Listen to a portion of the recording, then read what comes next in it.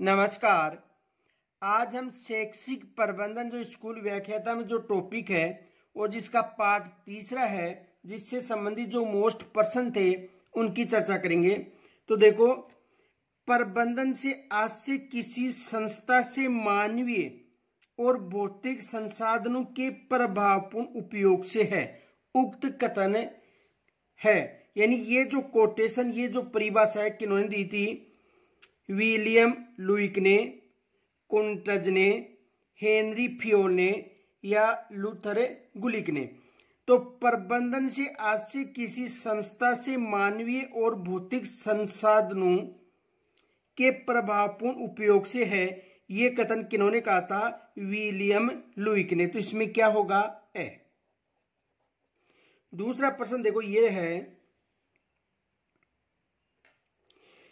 प्रबंधन औपचारिक रूप से संगठित समूह से कार्य करवाने और उसके साथ कार्य करने की कला है। यानी जो प्रबंधन है वो औपचारिक रूप से संगठित समूह से कार्य करवाने और उसके साथ कार्य करने की कला है, उक्त कथन है। तो ये परिभाषा किसकी है? ये परिभाषा देखो विलियम लुईक की है या कुंटज की है या हेनरी फियोल की है या लूथर गुलिक की। तो ये परिभाषा किसकी है? कुंटज की। यानी प्रबंधन औपचारिक रूप से संगठित समूह से कार्य करवाने और उसके साथ कार्य करने की कला है, ये किसकी है? कुंटज की। तीसरा प्रश्न देखो,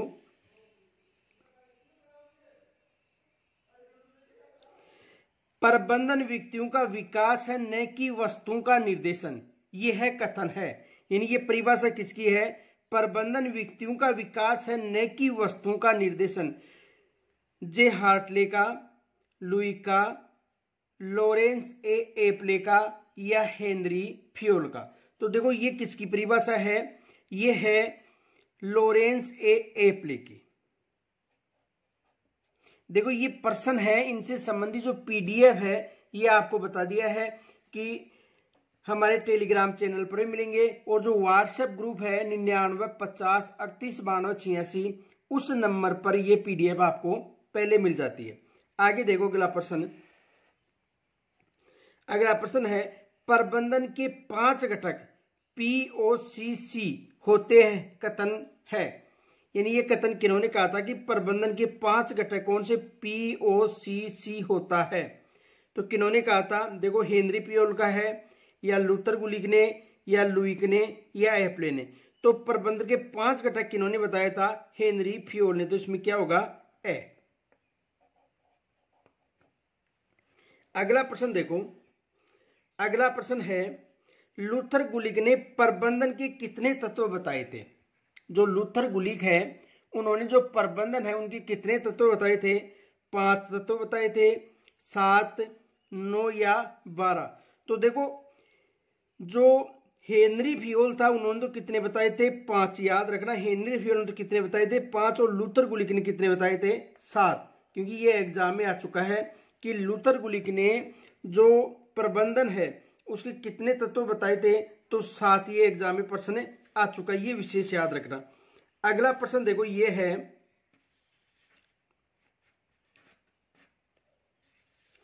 किसी संगठन का मस्तिष्क कहा जाता है। यानी कोई भी संगठन है और उस संगठन का जो मस्तिष्क है वो किसे कहा जाता है? देखो प्रश्न ये है कि किसी भी संगठन का मस्तिष्क कहा जाता है योजना को, प्रबंधन को, निर्देशन को या संगठन को। तो कोई भी संगठन है उसका जो मस्तिष्क है वो किसे कहा जाता है? प्रबंधन को कहा जाता है। ये याद रखना, ये वेरी वेरी मोस्ट है, ये भी एग्जाम में आ चुका है। तो किसी भी संगठन का मस्तिष्क किसे कहा जाता है? प्रबंधन को कहा जाता है। अगला प्रश्न देखो, अगला प्रश्न है प्रबंधन के क्षेत्र में कला और विज्ञान एक ही सिक्के के 2 पहलू हैं। ये भी एग्जाम में आ चुका है। यानी प्रबंधन के क्षेत्र में कला और विज्ञान एक ही सिक्के के 2 पहलू है, कथन था हिलकर्ट का, एप्ले, गुलिक और सभी। तो ये किसका था? ये था हिलकर्ट का। इसमें क्या होगा? ए। तो ये भी एग्जाम में प्रश्न आ चुका है। आगे देखो, अगला प्रश्न है प्रबंधन का हृदय है। संगठन होता है, निर्देशन होता है, बजट निर्माण या अभिप्रेरणा, यानी प्रबंधन का हृदय है। तो प्रबंधन का जो हृदय है वो होता है अभिप्रेरणा। इसमें क्या होगा? द। अगला प्रश्न देखो, विद्यालय का हृदय होता है, यानी ये तो किसका था? प्रबंधन का हृदय तो किसे कहा जाता है? अभिप्रेरणा का। और विद्यालय का हृदय कहा जाता है संस्था प्रधान को, शिक्षक को, पुस्तकालय को या छात्र को। तो विद्यालय का जो हृदय होता है हमेशा किसे कहा जाता है? पुस्तकालय को। ये भी एग्जाम में प्रश्न आ चुका है कि विद्यालय का हृदय किसे कहा जाता है? पुस्तकालय को। अगला प्रश्न देखो, एक अच्छा प्रबंधक होता है जन्मजात होता है, वैज्ञानिक दृष्टिकोण वाला होता है या परिस्थितिजन्य होता है या सभी होता है? तो याद रखना, एक अच्छा जो प्रबंधक है उसकी विशेषता होता है वो जन्मजात होता है, वैज्ञानिक दृष्टिकोण वाला भी होता है और परिस्थितिजन्य होता है। तो इसमें क्या होगा? उपयुक्त सभी। अगला प्रश्न देखो, अगला प्रश्न है शैक्षिक प्रबंधन वह कार्य है जो किसी प्रबंधन को करना पड़ता है, यह कथन है। यानी शैक्षिक प्रबंधन वह कार्य है जो किसी प्रबंधन को करना पड़ता है, यह है एलन का कथन है, हिलकर्ट का है, गुलिक का है या सभी का है? तो शैक्षिक प्रबंधन वह कार्य है जो किसी प्रबंधन को करना पड़ता है, ये किसका है? एलन का। अगला प्रश्न देखो, जे हार्टले के अनुसार शैक्षिक प्रबंधन का तत्व नहीं है तो अदा, प्रदा, प्रक्रिया या प्रणाली। तो जो जे हार्टले हैं उन्होंने शैक्षिक प्रबंधन के 3 तत्व बताए थे, कौन कौन से? अदा, प्रदा और प्रक्रिया, यानी प्रणाली इसका तत्व नहीं है।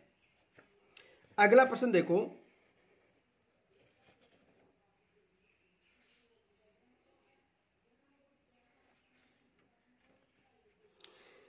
शैक्षिक प्रबंधन का अर्थ है पूर्व निर्धारित लक्ष्य प्राप्त करना। एक तो पूर्व निर्धारित लक्ष्य प्राप्त करना, दूसरा है